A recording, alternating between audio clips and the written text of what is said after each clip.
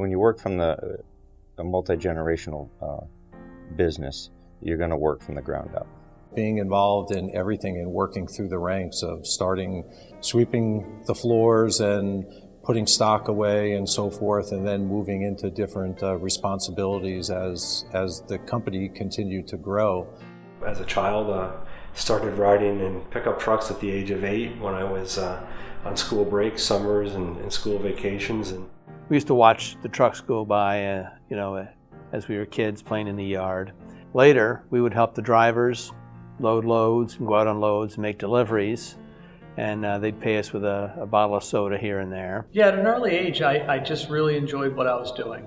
Every vacation was spent there. My weekends was at the yard working, and I went to college for business and knew right when I got back out of college that I'd be pursuing the lumber industries. When we talk about how we started and how we were thrown out into railroad cars and unloaded railroad cars and passing stuff down, and you were the rookie, they sent you up and there was no room between the roof of the train and you. There was enough just to lay down and take a board and stick it through a hole until you started to get like a little space and work your way down. But since I was the smallest at the time, I had to climb in up on my belly and start trying to get those bundles on the top out. But that was everything. Everything was hand loaded. Of course, I'd complain about doing all that work, and the guys would say, "Well, it was a lot worse in Charlestown when those cars were out in the beaten sun and it was 140 degrees in there." So everybody has a war story to tell. The stories from the lumber and building material industry run deep through the veins of the family-owned businesses that helped to build America.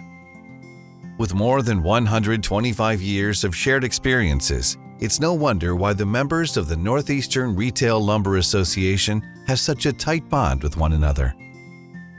In 1894, a group of pioneering lumbermen in New York gathered together with a strong spirit of cooperation and a vision of forming an alliance to fight for the industry.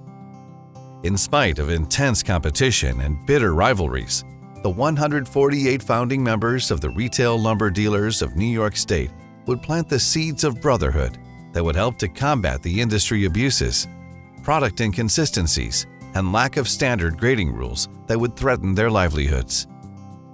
Since those humble beginnings, the association we now know as the Northeastern Retail Lumber Association has grown to include 14 state and local associations, from Maine to Maryland.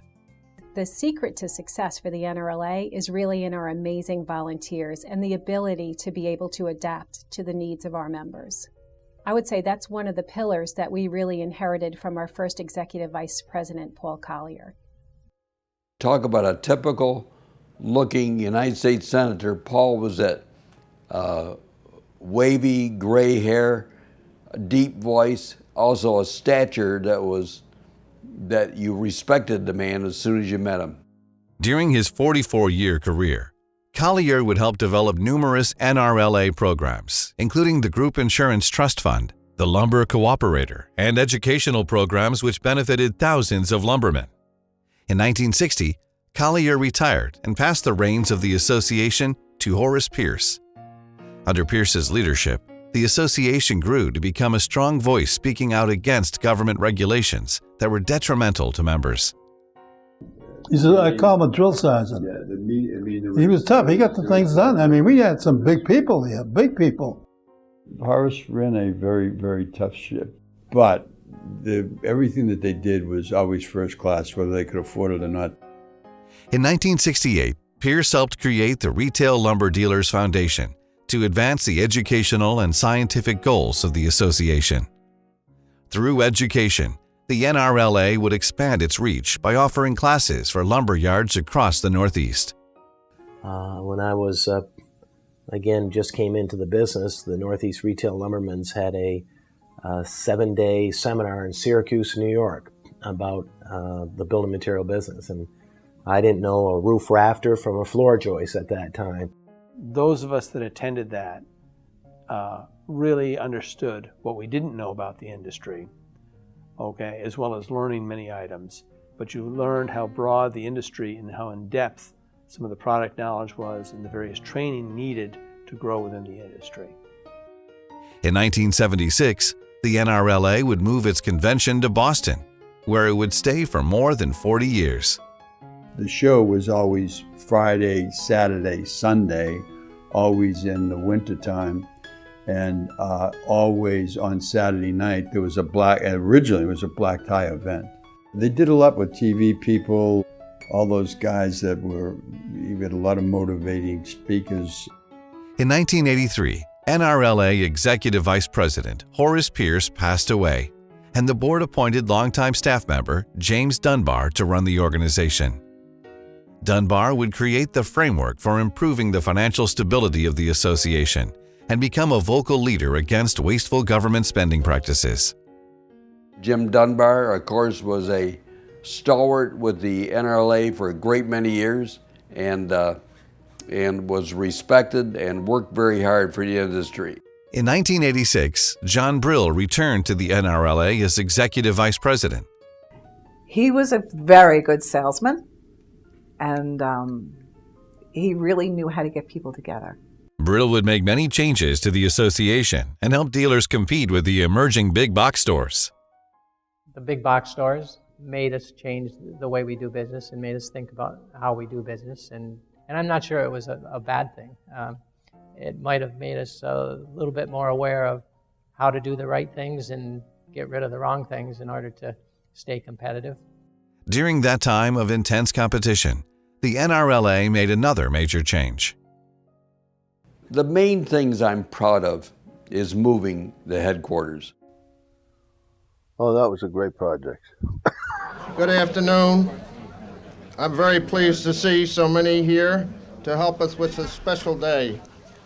That may be the most significant day in our 102-year history. That was a major accomplishment. Moving staff, hiring new staff. It turned out to be a great thing as far as the NRLA is concerned. It's John's legacy. I mean, John really, without that building, there would be no NRLA today.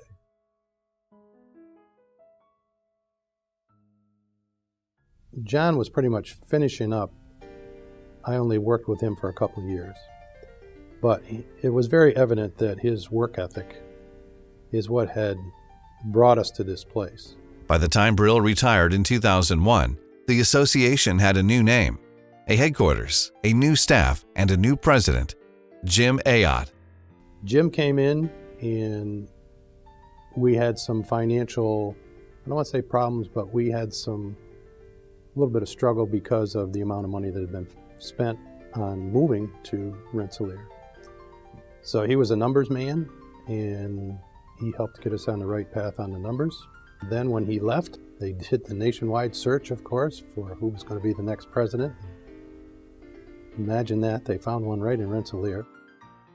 The crowning moment was coming over and handing the office keys to Rita on that February day in 2007. So I'm very proud of what she's done over these past 11 years, and just to see how she's managed the ups and downs, and we're just so proud of her.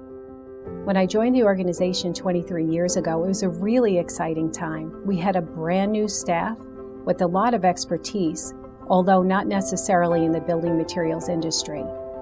In 2007, when I became president, I inherited a very healthy organization, supported by a strong stock market. Unfortunately, by the end of that same year, though, we would have entered into what became known as the Great Recession. Despite the challenges of a failing economy that would spur hundreds of retail closings and industry-wide consolidation, Ferris would help to expand the association's reach with additional affiliations in New Jersey and the Mid-Atlantic states. What started as a one-state association 125 years ago has now expanded to cover more than 196,000 square miles across 11 states, with its true reach of members spanning across the globe.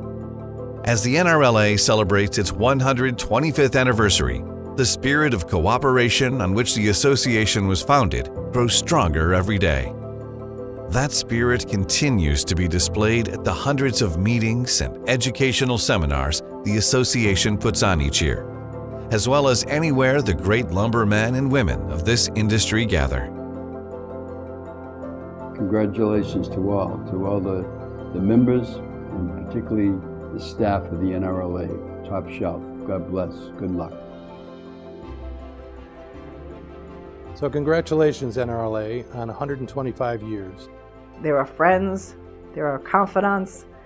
I don't know how we would get through our day-to-day if it wasn't for the NRLA. I want to congratulate you and thank you for all that you do.